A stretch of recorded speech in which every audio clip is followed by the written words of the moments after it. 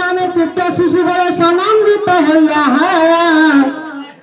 বিশ্ব টাকা দান করেছিলেন জননী মায়ের স্বর্ণকে আসিয়া দেয়া যায় মা মঙ্গলমহী ওই ছোট্ট শিশুকে মাগ দিয়া যায় মা শিশুর কণ্ঠ দিয়া মানবী কবর